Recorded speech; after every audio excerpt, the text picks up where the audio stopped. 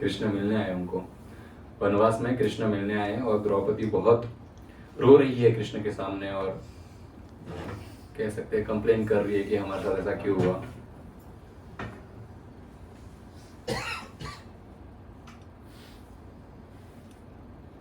कृष्ण कहते हैं द्रौपदी को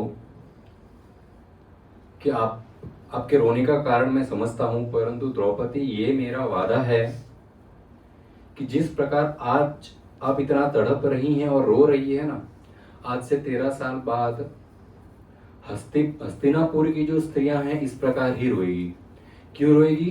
क्योंकि उनके जो पति है, उनके पुत्र है, उनके पिता जो है, वे महाभारत के कुरुक्षेत्र के युद्ध में बाणों की शैया पर सब लेटे होंगे और लहूलुहान हो गए होंगे, और इस कारण से वे भी सब विलाप करेंगे। ये मैं आपको वचन देता हूं और बहुत ही जल्द हे द्रौपदी आप वापस रानी बनेंगी और आपके 5 पति युधिष्ठिर महाराज जो है वे राजा बनेंगे वापस पृथ्वी के, और आप वापस इंद्रप्रस्थ में वास करेंगे। ये मेरा वादा है। द्रौपदी, एक बारी के लिए समुद्र सूख सकता है पृथ्वी पर, एक बारी के लिए हिमालय पर्वत जो है वे हिल सकते हैं। हिमालय पर्वत हिलना कोई साधारण बात है। समुद्र सूखना, नदी सूख जाती है, तालाब सूख जाते हैं, समुद्र नहीं सूखता।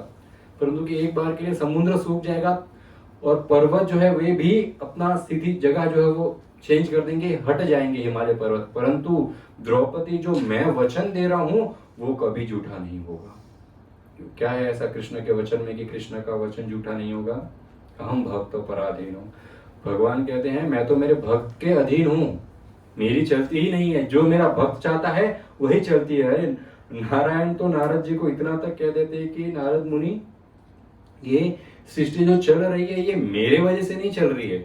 वैसे तो शास्त्र में लिखा है कि विष्णु ही इसको प्रकट करते हैं, इसको संभालते हैं और इसका फिर डिस्ट्रॉय करते हैं। मेंटेनर, डिस्ट्रॉयर, क्रिएटर सब विष्णु ही है। और फिर वो सेवा जो है भगवान 3 गुण में अवतार लेते हैं। भगवान के गुण अवतार है।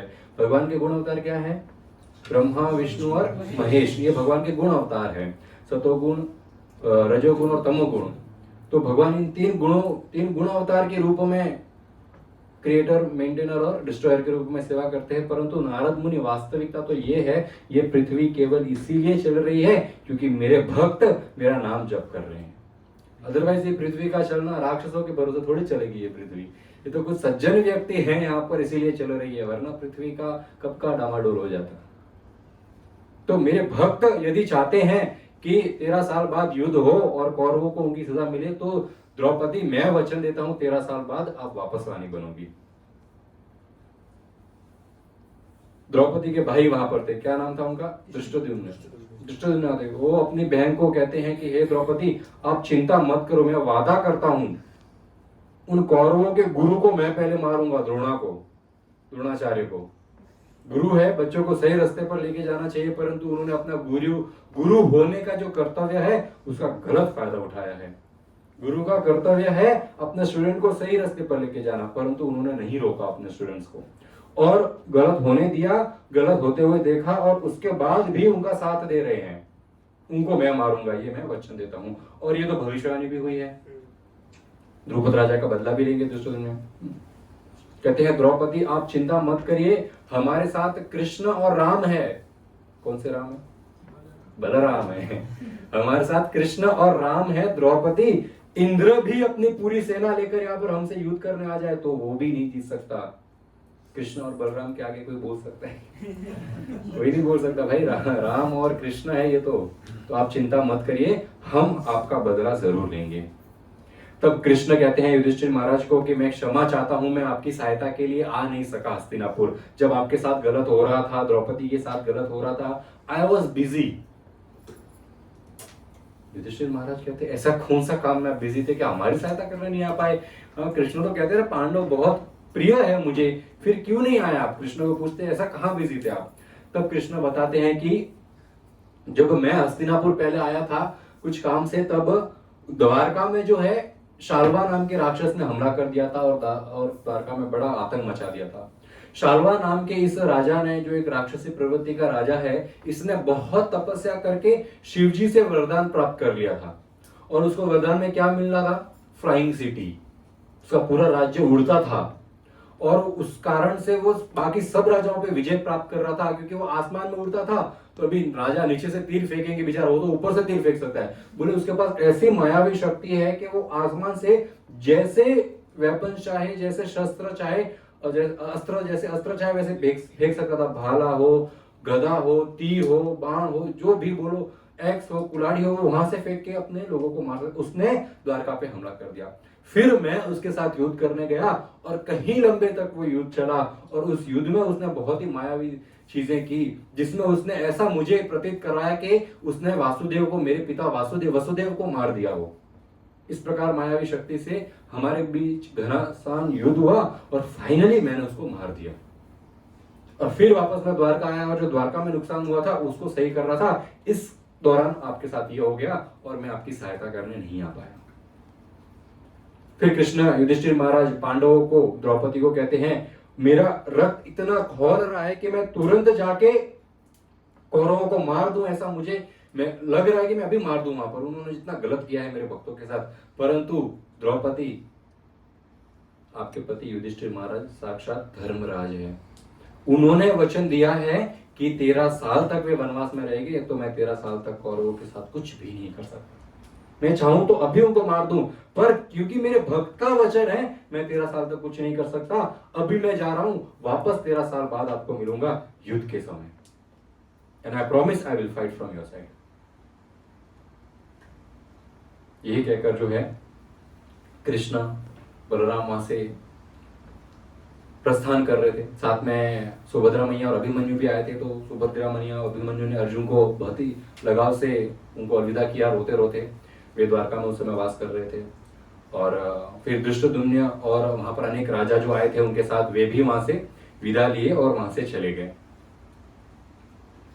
अब युधिष्ठिर महाराज जो है कि और जो काम्य का वन है इसके अंदर और जाना, एक परमानेंट रेसिडेंस चाहिए जहां पर हम रह सके। तो और घने वन के अंदर गए और वे एक नदी के पास पहुंचे, उसका नाम था द्वैत वन।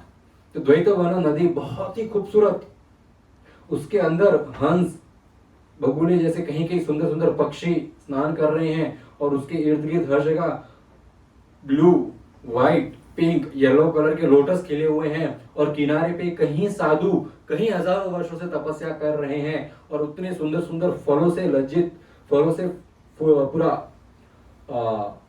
लदे हुए वृक्ष वहां पर इतने सारे हैं, और बहुत ही सुंदर सुंदर गाना गाती हुई पक्षियां वहां पर बैठी है उन पेड़ों पर। और इतना सुंदर वातावरण हुआ कि युधिष्ठिर महाराज और 5 पांडव जो है युधिष्ठिर महाराज के साथ, द्रौपदी और कहीं अनेक अनेक 100 ब्राह्मण जो उनके साथ रह रहे थे, वे सब वहां पर जो है अपना निवास बनाए। वहां पे भूमि पूजन किया और वहां पर अपनी कुटियाएं बनाई और यज्ञ इत्यादि करके वे वहां पर रहने लगे। तब वहां पर मार्कंडेय ऋषि आते हैं। तो मार्कंडेय ऋषि वहां पर आते हैं। तो मार्कंडेय ऋषि बहुत ही बड़े ऋषि है, जो जब ब्रह्मांड का क्रिएशन हुआ था, फर्स्ट शुरू हुआ था, तब से वे जीवित है। और उन्होंने सब हिस्ट्री देखी है, भगवान के सारे अवतार देखे हैं, सबका दर्शन किया है, और वे वहां पर आते हैं। और मार्कंडेय ऋषि सदैव 16 साल के ही रहते हैं, बुजुर्ग नहीं होते। वो ब्रह्मांड का शुरू हुआ तब से यहां पर, और अब तक 16 साल के ही है वो। तो पांडव देखते हैं, अरे मार्कंडेय ऋषि आए, तो मार्कंडेय ऋषि के चरण स्पर्श करते हैं, उनका चरण धोते हैं और उनका सत्कार करते हैं। और मार्कंडेय ऋषि इन पांडवों को देखकर मुस्कुराते हैं और एक हंसते हैं। युधिष्ठिर महाराज कहते हैं कि मार्कंडेय ऋषि, जब से हम वनवास में आए हैं और जितने लोग हमको मिले हैं, खासकर ऋषिगण, हमारी ये दशा देखकर सबको बड़ा दुख हुआ है। आप पहले ऐसे देखे हो जो हमारी दशा देखकर हंस रहे हो? क्यों हंस रहे हो आप हमारी ऐसी दशा देखकर, जरा बताइए।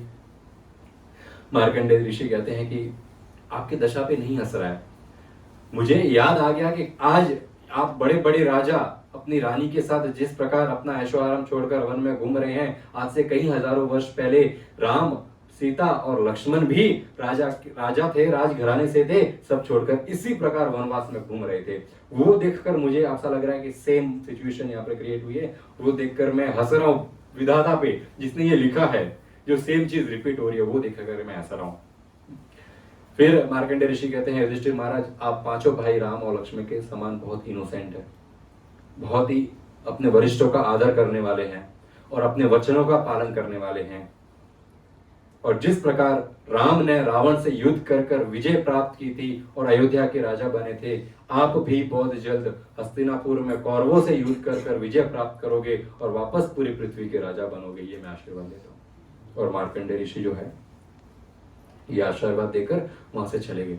इस प्रकार कहीं लंबा समय बीत गया और सब रेगुलर ड्यूटी उनकी क्या है वहां पर पांडवों की, स्नान करना, फिर कंदमूल फल इत्यादि जंगल से खाना, ब्राह्मणों की सेवा करना और एवरीडे यज्ञ करना और शास्त्र वेद शास्त्र सुनना, ऋग्वेद, अथर्ववेद, तो सामवेद, सारे वेदों का जो है वहां पर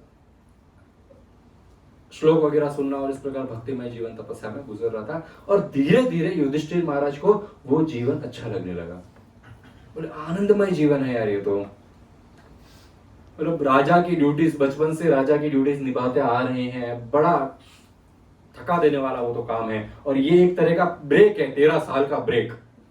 अब हम भी ब्रेक लेते ना, साल में 1-2 ब्रेक लेते, बोले ब्रेक चाहिए थोड़ा काम से, जरा 2 दिन के लिए कहीं हम यात्रा, जो भक्तिमय जीवन जीते हैं, जो सात्विक जीवन जीते हैं, वो यात्रा आते हैं, पंढरपुर आते हैं, वृंदावन जाते हैं, मायापुर जाते हैं, ऐसे अनेक द्वारका इत्यादि जैसे तीर्थ स्थानों पर जाके ब्रेक लेते हैं और बहुत ही आनंदमय 3 दिन बिताते हैं। और जो कर्मी पापी लोग होते हैं वो 3 दिन के ब्रेक में, जहां पर इंद्रिय तृप्ति होती है, जहां पर अपने सेंसेस को ग्रेटिफाई किया जाता है, जहां पर नशा पानी किया जाता है, वैसी जगह जाते हैं, उसको कहते हैं ब्रेक लिया। उन्होंने ब्रेक नहीं लिया, उन्होंने अपनी हड्डियों को ब्रेक किया है, क्योंकि वो मरने के बाद वहां पर यमदूत उनकी हड्डियों को ब्रेक करेंगे। बोले ब्रेक लिया था, ये ले ब्रेक।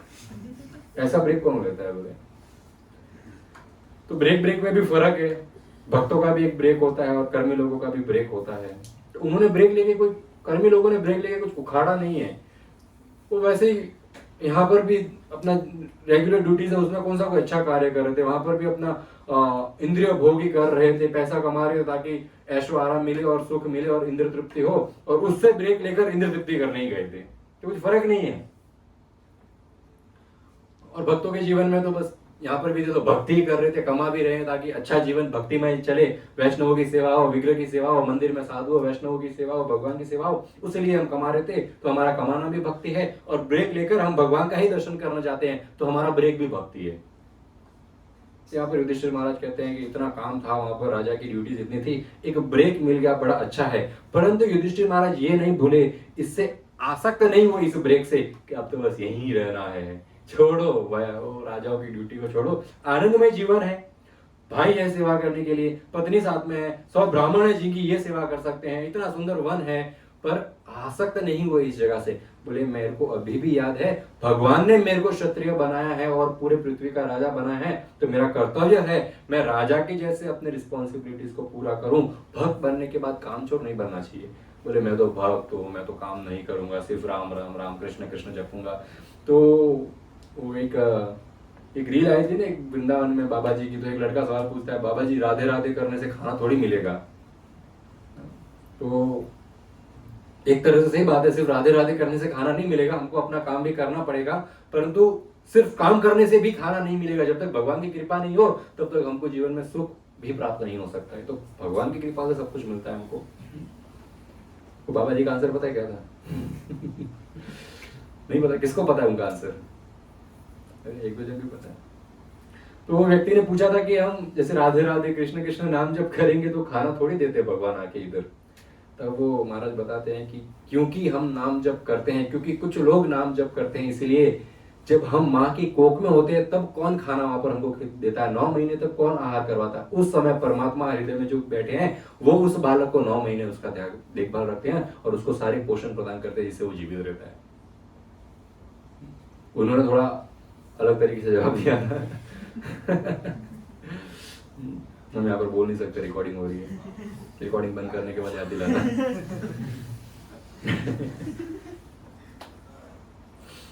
तो अपने क्षत्रिय जो धर्म है वो युधिष्ठिर महाराज नहीं भूले थे। उनको पता था कि भविष्य में युद्ध करना है। एक दिन युधिष्ठिर महाराज बैठे हैं और द्रौपदी आती है उनके पास, और द्रौपदी बड़ी ही दुखी होती है, आंखों में आंसू होते हैं। युधिष्ठिर महाराज ने तो इस जीवन को अपना लिया, आनंदमय जीवन है, वनवास का अपना लिया। द्रौपदी नहीं अपना पाई अभी तक। द्रौपदी के हृदय में अभी भी वही सब चल रहा है जो हुआ था। द्रौपदी एकदम रोती रोती कहती है युधिष्ठिर महाराज को कि हे राजन, जब जब मैं कौरव सोचती हूँ कि कौरव इंजॉय कर रहे हैं, वहां पर सुखी से जीवन जी रहे हैं, आनंद में जीवन जी रहे हैं, हमारे धन पर, वो सब सोच सोच के मेरा हृदय अंदर से जल रहा है। युधिष्ठिर महाराज, युधिष्ठिर महाराज, जब हम वनवास के लिए निकले तो सभी रो रहे थे, केवल ये कौरव नहीं रो रहे थे। ये सोच सोच कर मेरा हृदय रो रहा है। तब द्रौपदी जो है गांधारी और कुंती को याद करके फूट फूट के रोती है कि मैं दोनों मेरी माएं हैं, और मेरे वनवास जाने पर ये दोनों माएं गांधारी और कुंती इतना रोई थी, वो सोच सोच के द्रौपदी वहां पर रोती है।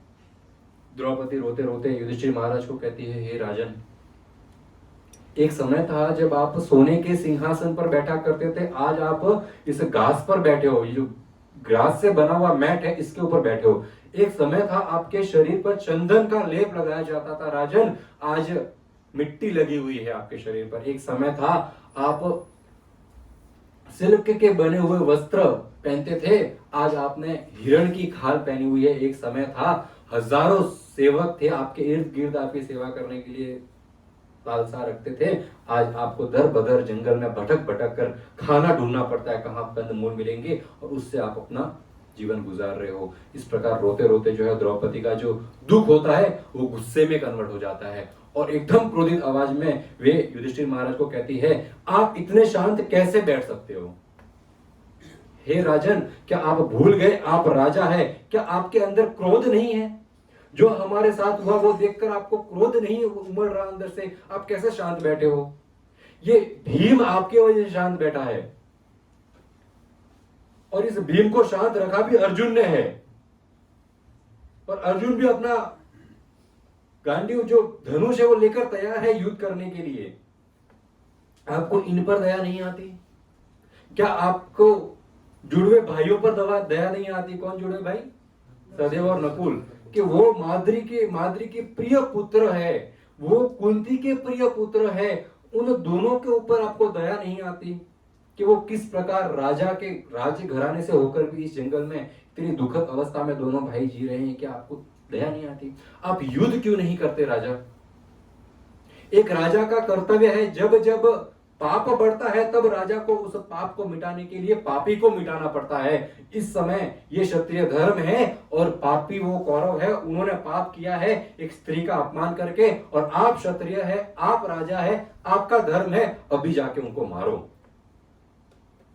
एक राजा को पता होना चाहिए कब क्षमा करना है और कब सजा देनी है, और यदि क्षत्रिय ये भूल जाए क्षमा कब करना है और सजा कब देनी है, तो वो राजा नहीं रहता, वो हार गया है जीवन में। हे राजन, मैं भी शास्त्र जानती हूं, और शास्त्रों के आधार पर मैं ये कह सकती हूं कौरवों ने पाप किया है, और उसकी उनको माफी नहीं, केवल सजा ही मिलनी चाहिए।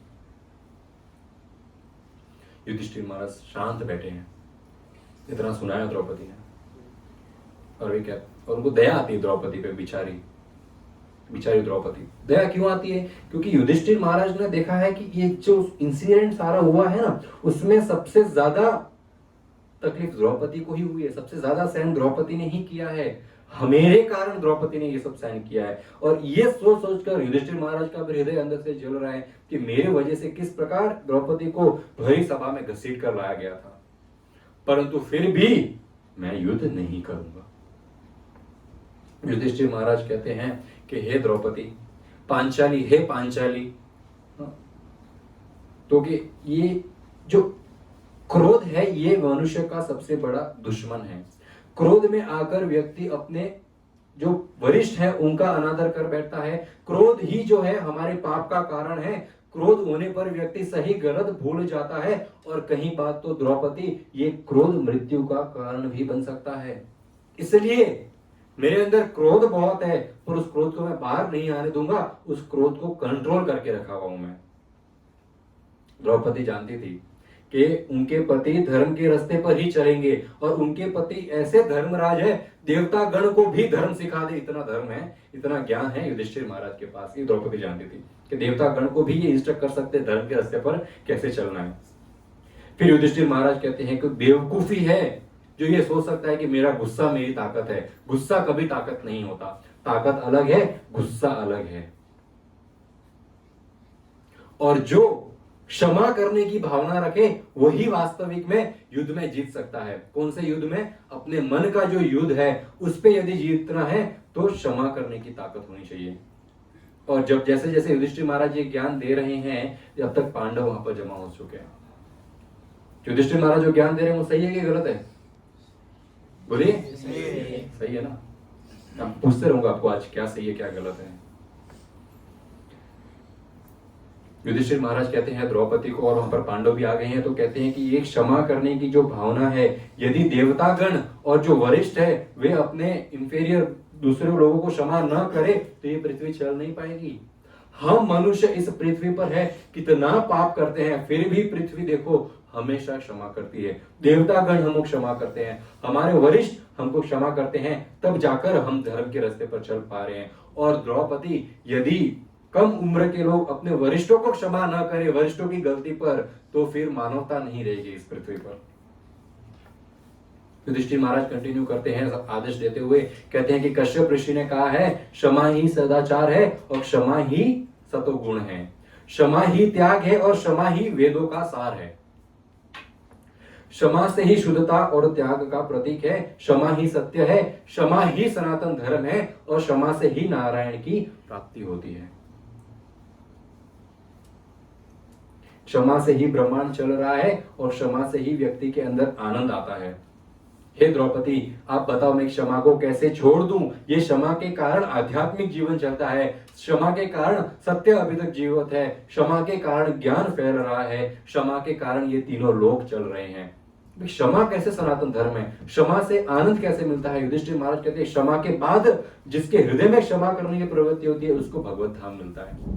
क्यों भगवत धाम? क्षमा करने की प्रवृत्ति से। क्योंकि भौतिक संसार में देखा जाता है कि लोग ग्रजेस रखते हैं, अपने अंदर क्षमा भाव नहीं होती है, किसी से नफरत होती है, किसी से दुश्मनी होती है, तो ये व्यक्ति के बारे में चिंतन सदैव करते रहते हैं, हृदय में क्षमा नहीं कर पाते। जो एक डायलॉग है ना, I can forgive but I can never forget. बोले मैं बाहर से तो माफ कर दूंगा पर हृदय में कभी नहीं भूलूंगा। तो जो ये क्षमा करने का भावना हृदय में अगर नहीं होता है और किसी के प्रति हृदय में बुरी भावना सदैव बसी रहती है, उस हृदय में भगवान वास ही नहीं कर सकते। क्योंकि इस हृदय में तो एक ही सीट है, ये वन सीटर ट्रेन है, ये कार, ये गाड़ी, जो भी बोलो, जो हमारा हृदय ये वन सीटर ही है, इसमें कोई एक ही बैठ सकता है। या तो कृष्ण बैठेंगे या आप जिससे नफरत करते हो वो बैठेंगे। तो ये आपका चॉइस है, आप कृष्ण को उसमें बिठाना चाहते हो या फिर किसी से आपकी दुश्मनी है, किसी से क्रोध है, उस व्यक्ति को नफरत जिसको करते हो उसको हृदय में बिठाना चाहते हो, ये हमारे ऊपर है। और जो व्यक्ति, युधिष्ठिर महाराज कहते हैं, उस व्यक्ति को हटा दे हृदय से जिसके प्रति क्रोध है और उसको क्षमा कर दे, तो वहां पर कृष्ण वास करेंगे, वहां पर नारायण वास करेंगे। और जब वहां पर नारायण वास करेंगे तो व्यक्ति को वास्तविक आनंद का अनुभव होगा। सही कह रहे कि नहीं? सही कह रहे हैं। युधिष्ठिर महाराज कहते हैं द्रौपदी को, द्रौपदी, ये जो कौरवों में जो हमारे वरिष्ठ हैं वे शांति चाहते हैं, नारद, व्यास इत्यादि जैसे ऋषि हैं वे भी शांति चाहते हैं। तो क्यों ना हम कोशिश करें कि जो ये हुआ है इसको शांति से सुलझा दें। क्या पता 13 साल बाद कौरव जो है वापस हमको हमारा राज्य दे दे, हमको युद्ध करने की जरूरत ही ना पड़े, शांति से ही सब कुछ हो सकता है। और अगर 13 साल बाद वनवास जब समाप्त होगा और कौरवों ने हमको हमारा राज्य वापस नहीं दिया, तब तो उनकी मृत्यु निश्चय है। तो फिर किस बात की चिंता कर रहे हैं हम? क्यों इस समय क्यों क्रोध कर रहे हैं? सही कहा। अब द्रौपदी बोलती है, द्रौपदी अभी भी डाउटफुल है।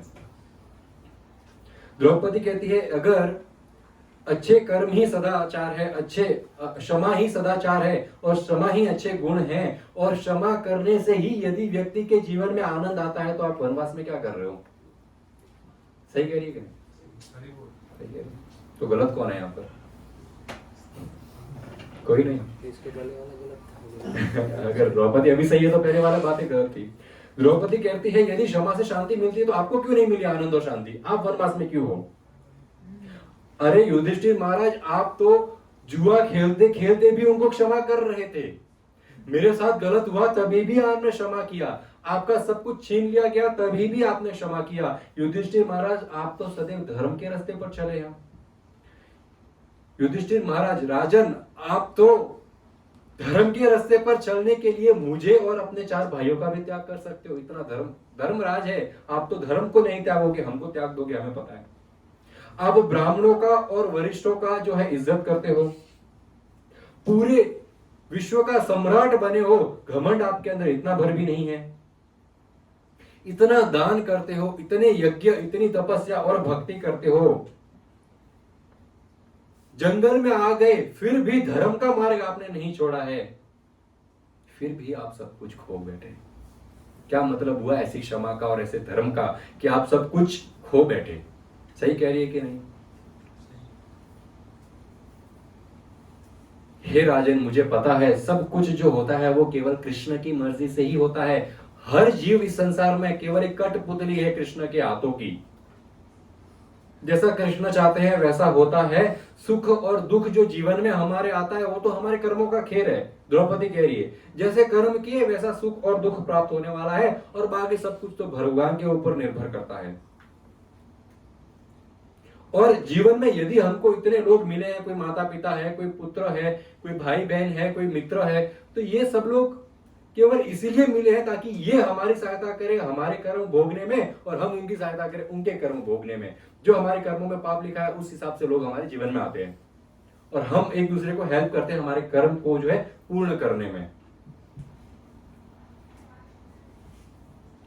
फिर भी उस भगवान ने जिनके मर्जी से सब कुछ चलता है, उन्होंने आपकी सहायता क्यों नहीं की जुआ खेलते समय? आप धर्म के रास्ते पे हो फिर भी भगवान ने आपकी सहायता क्यों नहीं की? यही मेरा सबसे बड़ा संशय है। कहती है मेरा सबसे बड़ा संशय है, डाउट है।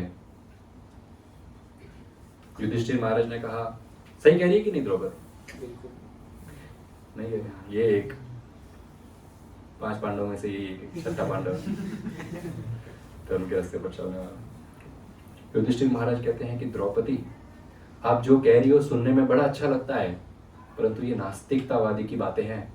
भगवान ने ऐसा क्यों नहीं किया, भगवान ने वैसा क्यों नहीं किया?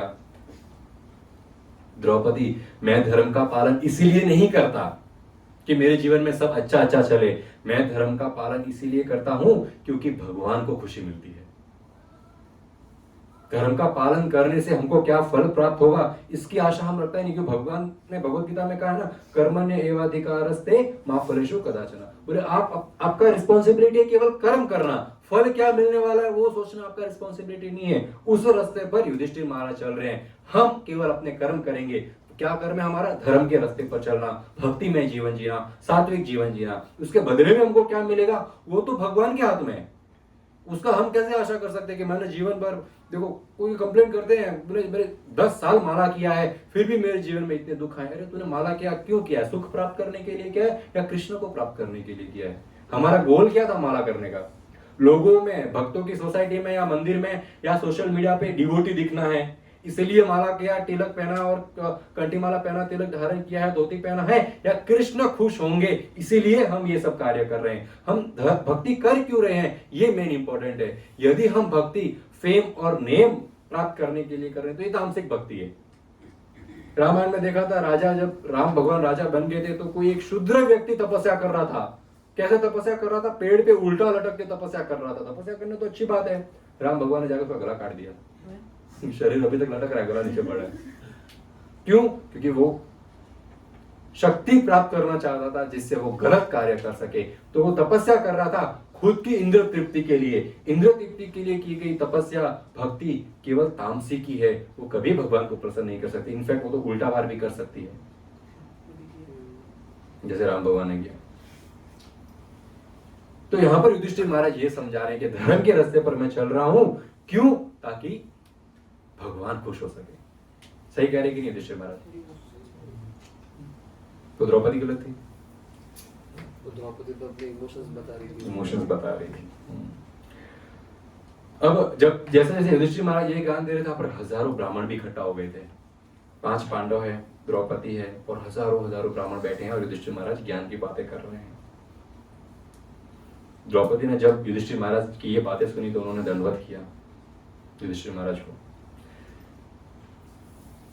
युधिष्ठिर महाराज कंटिन्यू कहते हैं कि द्रौपदी, आप भगवान के बारे में कभी भी गलत मत सोचो। भगवान जो फल देना चाहेंगे हम उसको एक्सेप्ट करेंगे। जो धर्म के रास्ते पर चल रहा है अंत में उसका विजय होगा, और जो अधर्म के रास्ते पर चल रहा है अंत में उसका नाश निश्चय है। और ये ज्ञान भरी बातें चर्चा करते करते अभी रात हो गई थी और वहां पर अग्नि प्रज्वलित की गई। अब रात का समय है, जंगलों से कहीं अलग अलग भयानक जानवरों की आवाज आ रही है, और यहाँ पर सब ऋषिगण बैठे हैं और बीच में आग जल रही है, और उस आग के पास द्रौपदी बैठी है। आग की जो रोशनी है द्रौपदी के चेहरे पर कभी आ रही है, जा रही है, आ रही जा रही है, और उस रोशनी में दिख रहा है पांडवों को द्रौपदी की आंखों से अश्रु बह रहे हैं। द्रौपदी रो रही है और बैठे बैठे ज्ञान की बातें सुनकर शायद, या फिर शायद जो अग्नि बाहर जो अग्नि उतनी गर्म नहीं होगी उससे कहीं गुना अधिक गर्म अग्नि जो है उनके हृदय में जल रही है द्रौपदी के, उससे शायद उनको ज्यादा पीड़ा हो रही है, बाहर की अग्नि से पीड़ा नहीं हो रही होगी। द्रौपदी मन में विचार करती है कि युधिष्ठिर महाराज ने जितनी बातें कही हैं बिल्कुल सही है, परंतु आज तक भगवान की लीला तो कोई समझ ही नहीं पाया है। द्रौपदी फिर युधिष्ठिर महाराज कहती है कि राजन, आपकी बात मैं समझ गई, सुख और दुख जब जीवन में आता है तो वो केवल हमारे कर्मों का ही फल है। बिना फल की चिंता किए हे राजन उठो और हमला करो कौरवों पर। आपने कहा है ना, कर्म कर, फल की चिंता मत कर, उठो, फल की चिंता मत करो, जीते तो जीते, हारे तो हारे, एटलीस्ट संतुष्टि तो होगी कि एक राजा ने अपना क्षत्रिय धर्म निभाया है। सही कह रही है कि नहीं? युधिष्ठिर महाराज की पर्सनालिटी अलग है, पोजीशन अलग है। पर्सनालिटी पोजीशन को मिक्स। इतना अच्छा पॉइंट बोला इन्होंने। कभी कभी ऐसा होता है कि व्यक्ति बना ही 9 to 5 जॉब करने के लिए, पर घर वाले बिजनेस पे बिठा देते, उसका है ही नहीं बिजनेस करने का लक्षण, तो वो कर ही नहीं सकता बिजनेस। उसको क्या पसंद है? 9 to 5 जॉब, भले 10,000 मिले। और कोई व्यक्ति बिजनेस करने के लिए बना है, पर अगर उसको 9 to 5 जॉब दे दे तो कभी खुश नहीं रहेगा। तो अलग प्रवृत्ति है और अलग सेवा दे दी गई है। Very nice point. पर द्रौपदी कहती है आप चिंता मत करो युधिष्ठिर महाराज, युद्ध का क्या फल आने वाला है, आप हमला करो, आपके साथ हम सब है। अगर सब कुछ मिल गया तो वाह भला, नहीं मिला तो भी वाह भला, हार गए तो हार गए, परंतु ये तो संतुष्टि होगी कि एक क्षत्रिय ने अपना धर्म निभाया है। तो चलो हम हमारा कर्म करते हैं, फल की चिंता नहीं करेंगे। और बिना कोई कार्य किए नल्ला निठल्ला बैठना क्षत्रिय को तो शोभा नहीं देता। युधिष्ठिर महाराज आप कैसे ऐसे निठल्ले होकर बैठ सकते हैं? 13 साल तक कैसे बैठेंगे आप ऐसे बिना कोई कार्य किए? क्षत्रिय को तो शोभा नहीं देता। अब जब ये बातें द्रौपदी की भीम ने सुनी तो भीम भी बड़ा क्रोधित हो गया। द्रौपदी भी नहीं, युधिष्ठिर महाराज पे। भीम तो चाहता ही था युद्ध करना। अब द्रौपदी ने इतनी अच्छी बातें बोली हैं, और जो द्रौपदी ने कहा वो भीम ने सब कुछ एक्सेप्ट किया, और इतना गुस्सा था। और भीम जोर से खुकारते हुए खड़ा हुआ वहां पर, और पूरे जंगल में भीम की खुकार गूंज रही थी। और जहां पर पांडव बैठे थे वहां पर एकदम शांति थी। केवल अग्नि के जलने की जो लकड़ियां जलती है, जो अंदर से आवाज आती है ना, टक टक, वो आवाज आ रही थी। भीम कहते युधिष्ठिर महाराज को, युधिष्ठिर महाराज ये साधुओं के जैसे रहकर आपको कौन सी आशा मिल रही है भविष्य की, जरा हमको भी बताइए कि भविष्य में हम जीत पाएंगे। ये साधु जैसे बनकर आपको ये आशा मिल रही है कि हम भविष्य में जीत पाएंगे? आप साधु नहीं है, आप राजा है। कृपा करके जो राजा जिस पथ पर चलते हैं उस पथ पर चलिए। आप साधुओं का जो पथ है उसको छोड़ दीजिए। युधिष्ठिर महाराज आप शेर हैं, और शेर के मुख से उन गीदड़ कौरवों ने अपना आहार छीन लिया है। एक शेर कैसे शांत बैठ सकता है? इंद्रप्रस्थ उन गीदड़ों ने, कौरवों ने छीन लिया, और आप शांत बैठे हैं। आप शेर ही हैं। अपना जो ये वचन पालन करने का नियम है युधिष्ठिर महाराज, इसको छोड़िए और आप वास्तविक धर्म पर चलिए। और वास्तविक धर्म क्या है? युद्ध करना। क्षत्रिय का वास्तविक धर्म है युद्ध करना। युधिष्ठिर महाराज शांत बैठे। भीम सही है कि गलत है? गलत। समझ गया आप सब? ठीक।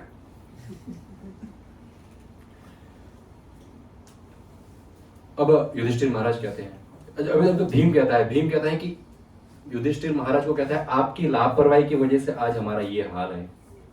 आपकी लापरवाही की वजह से हम सब हार गए। आपकी लापरवाही की वजह से कौरव को सब कुछ मिल गया और वे अभी तक जीवित है। उस समय ही जब वो खेल चल रहा था, उसी समय हमें कौरवों को मार देना चाहिए था। केवल आपकी लापरवाही के कारण वे जिंदा है, और आपके पीछे पीछे हम सब यहाँ पर भी आ गए हैं। इस वन में मुझसे तो नहीं रहा जाता। जब से आया हूं यहाँ सोया नहीं हूं। 13 महीने हो गए वनवास को, 13 महीने हो चुके हैं। युधिष्ठिर महाराज, धर्म पालन करने के नाम पर आप कायरता दिखा रहे हो। आप कायरों की तरह जंगल में छुप के बैठे हो धर्म के नाम पर। भीम कहता है युधिष्ठिर महाराज को, युधिष्ठिर महाराज आपको सपोर्ट है, मैं हूं आपके साथ, अर्जुन है आपके साथ, कृष्ण बलराम आपके साथ है, द्रुपद राजा की पूरी सेना आपके साथ है। आप वापस चलिए, युद्ध करिए, अपना राज्य वापस हासिल करिए और राज करिए, क्योंकि सभी ब्राह्मणों की, सभी राजाओं की यही इच्छा है। चलिए युधिष्ठिर महाराज, प्लान करते हैं हाउ टू अटैक। युधिष्ठिर महाराज शांत बैठे। युधिष्ठिर महाराज कहते हैं, भीम, इस बात को मैं एक्सेप्ट करता हूं कि ये मेरी गलती से हुआ है। मैं मेरे मन को कंट्रोल नहीं कर पाया और उन्होंने जो आदेश दिया वो मैंने पालन कर दिया। मैंने गेम खेल दिया। मुझे पता था शकुनी के पास कैसे डाइस है और किस प्रकार वे यूज करने वाला है और क्या रिजल्ट आने वाला है, मुझे सब कुछ पता था। फिर भी जो भगवान चाहते थे वो हुआ ही और हम हार गए। युधिष्ठिर महाराज ने कहा कि 13 महीने तो बीत चुके हैं, अब मैं अपना वचन तो नहीं तोड़ सकता।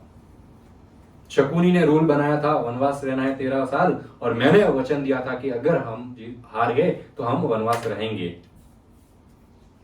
भीम, केवल कुछ सालों की ऐशो आराम के लिए जो राज्य से हमको, जो धन प्राप्त कर कर, राज्य प्राप्त कर कर जो खुशी मिलने वाली है, वो चंद पलों की खुशी के लिए मैं मेरा धर्म का रास्ता नहीं तोड़ सकता है भीम। मैं तो धर्म के रास्ते पर ही चलूंगा।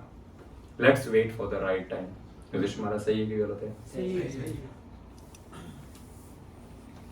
परंतु युधिष्ठिर महाराज को अंदर ये भी दुख है कि मेरे कारण मेरे जो प्रियजन है वो भी तड़प रहे हैं मेरी वजह से। फिर भी कुछ भी हो जाए मैं धर्म का रास्ता नहीं छोड़ूंगा। अब भीम और क्रोधित हो गया। भीम कहते हैं, युधिष्ठिर महाराज धर्म के तरीके से लड़ाई करते हैं। युधिष्ठिर महाराज, हमको 13 महीने हो चुके हैं और वेदों में लिखा है समय आने पर 1 महीने को 1 साल मानना चाहिए। मैंने भी शास्त्र वेद पढ़े हैं युधिष्ठिर महाराज। 13 महीने बीत गए, 1 महीना 1 साल के बराबर, 13 साल खत्म, वनवास खत्म, चलो युद्ध करते हैं। सही कि गलत है? गलत है। शास्त्र में लिखा है, उन्होंने पढ़ा तो सही है। तो सही होगा। चलो युद्ध करते हैं। युधिष्ठिर महाराज, हम सब की, मेरी और द्रौपदी की और अर्जुन, हम तीनों की यही इच्छा है कि अब हम जाके युद्ध करें। सहदेव और नकुल केवल आपके प्रेम के कारण कुछ बोल नहीं पा रहे, बाकी उनका भी यही मन है, उनका भी यही मत है कि युद्ध करें और अपना राज्य जो है वापस ले आए। युधिष्ठिर महाराज, आप खुद को ज्ञानी कहते हैं और वेदों की बातें करते हैं। आपको वेदों का आपको वेद शास्त्र तो पता है, पर उसका जो महत्व है और जो उसका रीजन है और जो मीनिंग है, युधिष्ठिर महाराज आप अज्ञानी ही अज्ञानी रह गए। आपको वेदों का तो सार पता ही नहीं है। भीम कहते हैं, युधिष्ठिर महाराज 13 साल तक हम नहीं रह पाएंगे जीवित। ये कौरव 13 साल में ऐसा शांत नहीं बैठेंगे। कौरव हमारा इंतजार नहीं करेंगे कि अरे 13 साल होंगे, अभी मेरे 5 भाई आ गएंगे, मेरे कर्ण अर्जुन आ गए। नहीं, ये 13 साल हमारा वेट नहीं करेंगे। ये पल पल प्लान कर रहे हैं कि ये वनवास में ही हमको कैसे मार दिया जाए। सही है कि गलत? भीम की बातें बोलो, गलत है? सही है ना? युधिष्ठिर महाराज, कभी भी ये हमको मार सकते हैं। कौरवों के जासूस हर जगह फैले हुए हैं, वो हमको चैन से नहीं रहने देंगे। युधिष्ठिर महाराज प्लीज, यहाँ पर हमको देखने मिलता है कितना भी खरी खोटी सुनाई उन्होंने अपने भाई को, कितना भी उनकी इच्छा अपने भाई के विरुद्ध थी, परंतु एक कार्य ऐसा नहीं किया जो उनके भाई के आदेश के विरुद्ध हो। उन्होंने कहा, युधिष्ठिर महाराज प्लीज ऑर्डर दीजिए युद्ध करने का, हम युद्ध करेंगे। जब तक आप ऑर्डर नहीं देंगे हम यहीं बैठे। सिर्फ बोल ही सकते, कुछ कर नहीं सकते। देखो रिस्पेक्ट और प्रेम कितना है भाई के प्रति। भले तो संसार में ऐसा ही होता है, एक भक्त समाज में ऐसा होता है। हमारा ये एक युद्ध का ग्रुप बना है, यहाँ पर सब भक्त बैठे हैं, तो जरूरी नहीं है सबका मत एक समान होगा। जरूरी नहीं है एक दूसरे के बातों पे और हमेशा बिलीव करेंगे हाँ तू कह रहा हो सही है। नहीं, हमारे मत अलग हो सकते हैं। कोई जरूरी नहीं है कि आपका और मेरा मत सेम होगा, आपका और मेरा मत भी अलग अलग हो सकता है। तो ये सब अलग अलग मत में रहने के बावजूद भी एक दूसरे को रिस्पेक्ट कर कर और प्रेम कर कर किस प्रकार साथ में जीना, ये पांडव हमको सिखाते हैं। यही एक ग्रुप का गोल होना चाहिए कि मत अलग है, बर्ताव अलग है और स्वभाव हमारा अलग है, परंतु फिर भी गोल हमारा एक है, वो है कृष्ण को खुश करना। उस गोल को सेंटर में रखते हुए और जिसकी जैसी प्रवृत्ति है उस प्रवृत्ति में इस भक्त समाज में अपना योगदान देना चाहिए हमेशा हर एक व्यक्ति को। ये पांडव हमको सिखाते हैं। तो भीम ने सही कहा। युधिष्ठिर महाराज कहते ठीक है, युद्ध के लिए अलाउ नहीं कर रहे, ठीक है, let's assume we attack on them. मान लेते हैं आपकी बात, सोचो अगर हम हमला कर दे तो आपको पता है रिजल्ट क्या होने वाला है भीम? मैं आपको बताता हूं। आप केवल करंट सिचुएशन देख रहे हैं, अभी क्या करना है, आप बिगर पिक्चर नहीं देख रहे। युद्ध करेंगे तो होगा क्या? भीम, अगर आज भी हम उनके ऊपर आक्रमण कर दे, हम जीत नहीं पाएंगे। क्यों नहीं जीत पाएंगे? क्योंकि हमने पूरे संसार के राजा तो बने थे, परंतु बहुत सारे राजाओं के साथ युद्ध कर कर उनको हरा कर हम उनके राजा बने थे। आज वो सारे राजा कौरवों के साथ हैं। खुश हो गए ना, हम तो वनवास में हैं, अभी वो कौरवों के साथ है। जो राजा हमारे साथ थे वो भी न चाहते हुए कौरवों के साथ है, क्योंकि फिलहाल कौरव राज कर रहे हैं हर जगह। हमारे गुरु जिन्होंने हमको ये अस्त्र की विद्या सिखाई है, वो गुरु कौरवों के साथ है, और वो गुरु कभी भी कौरवों के खिलाफ नहीं लड़ेंगे, कौरवों के साथ ही लड़ेंगे, हमारे खिलाफ वे लड़ेंगे। आपको लगता है आप अपने गुरु से जीत सकते हो? जिन्होंने हमको सिखाया युद्ध कैसे करना है, उनसे आप युद्ध जीत सकते हो? जो कुरु एल्डर्स है, जो वरिष्ठ है कौरवों में, जैसे कि भीष्म पितामह हो गए, द्रोणाचार्य हो गए, और भी वहां के बहुत सारे राजा हो गए कुरु डायनेस्टी के, वो सब के सब कौरवों के साथ खड़े रहकर हमारे खिलाफ लड़ेंगे। आप में हिम्मत है भीष्म पितामह से युद्ध करने की? कि आप भीष्म पितामह से जीत सकते हो? आज तक तो कोई जीत नहीं पाया। और तो और हमारे पास सेना भी नहीं है कि 100 ब्राह्मण के साथ युद्ध करने जाएंगे हम। सेना कहाँ है? सारा का सारा जो इंद्रप्रस्थ में हमारा धन था, वो सारा धन अभी कौरवों के साथ है। उस धन से तो जितनी चाहे उतनी सेना अभी खड़ी कर सकते हैं। कर्ण बड़ा गुस्से में है, कर्ण वेट कर रहा है कब वो हमारे साथ युद्ध करे। कर्ण को हम में से अर्जुन के अलावा कोई हरा भी नहीं सकता है। और यदि इस समय हम युद्ध करने गए, पांचों भाई तुरंत मारे जाएंगे। क्या यही आपकी इच्छा है? तो मैं आदेश दे देता हूं, चलिए युद्ध करने। सही बोले कि नहीं? अब जाके द्रौपदी, अर्जुन, भीम और दोनों भाइयों को समझ में आया कि क्यों ये शांत बैठे हैं। भीम ने हाथ जोड़ा, क्षमा मांगी कि हमने जो सोचा और जो मैंने कहा उसके लिए क्षमा करो, और भाई की बात फाइनली वे समझे और चुपचाप बैठ गए। अब वापस बस अग्नि जल रही है, 100 ब्राह्मण बैठे हैं, 5 पांडव, द्रौपदी बैठी है और एकदम साइलेंस। तब उनको सुनाई देता है जंगल के घने अंधेरे से कोई व्यक्ति चल के आ रहा है। उसकी पादुकाओं की आवाज आ रही है। और अंधेरे में भी कभी कभी छाया दिखते हैं काला छाया अंधेरे में भी दिखता है, तो छाया दिख रहा है उनको, कोई आ रहा है। और जैसे जैसे वे नजदीक आ रहे हैं और जो रोशनी है, अग्नि की जो रोशनी है, वो धीरे धीरे उनके ऊपर पड़ रही है। चरणों से शुरू होती है, चरणों से लेकर मुख तक जाती है। तब वे देखते हैं व्यास देव जी आए। व्यास देव जी का वे आदर सत्कार करते हैं और व्यास देव जी वहां पर बैठते हैं। और व्यास देव जी उनको बताते हैं कि आप जो भाइयों ने सब बातें की हैं वो सब कुछ मैंने सुनी है। अब मैं आपको बताऊंगा भीम, भीष्म पितामह और द्रोणाचार्य है, इन जैसे लोगों को किस प्रकार मारना है। आई विल टीच यू कैसे मारना है। युधिष्ठिर महाराज को कहते हैं आप साइड में आइए मेरे साथ पहले। उनके कान में उनको मंत्र देते हैं, प्रतिस्मृति मंत्र वो उनको सिखाते हैं। कहते हैं ये मंत्र, जो व्यक्ति ये मंत्र का उच्चारण करे वे लाइटनिंग स्पीड से किसी भी लोक पर जा सकता है पूरे ब्रह्मांड में। युधिष्ठिर महाराज बोले वेरी नाइस, पर आपको नहीं वहां जाना। मेरे को दिया क्यों? बोले आप अर्जुन को सिखाओ। मैं डायरेक्ट अर्जुन को सिखाऊंगा, तो ये आपकी और भीम का जो है ये अनादर होगा। वरिष्ठ उपस्थित है और बच्चों को ऐसे मंत्र दे रहे हैं, ये गलत है। मैं आपको सिखा रहा हूं, आप भीम को सिखाइए। भीम दूसरे नंबर पे, तीसरे पे आप अर्जुन को सिखाइए, अर्जुन फिर भीम। तो युधिष्ठिर महाराज को मंत्र सिखाया, युधिष्ठिर महाराज ने भी वो मंत्र फिर अर्जुन को सिखाया। ऐसा नहीं है घमंड, मुझे मंत्र मिला है, मैं जाऊंगा अलग अलग लोगों पे, मैं सोलो ट्रैवल करूंगा, मैं वर्ल्ड टूर पे, मैं यूनिवर्स टूर पे निकलूंगा। अर्जुन का कार्य है। अब क्यों अर्जुन को दिया है ये मंत्र, अर्जुन के लिए क्यों है, युधिष्ठिर महाराज क्यों नहीं जा सकते? अर्जुन को सिखाया, युधिष्ठिर महाराज ने प्रतिस्मृति मंत्र जो है अर्जुन को सिखाया। तब व्यासदेव जी कहते हैं कि ये जो अर्जुन है ये कम समय में किसी भी लोक पर जा सकता है, और अर्जुन जो है ये मंत्र सीखकर अर्जुन को कहीं हिमालय पर जाए और हिमालय पर बहुत सारे देवतागण वास करते हैं, उनसे मिले, उनका आशीर्वाद ग्रहण करे। शिव, इंद्र और कुबेर, यमराज जैसे अनेकों अनेक देवता गणों से ये मिलेंगे और अनेक अनेक अस्त्र जो है उनसे स्वीकारेंगे।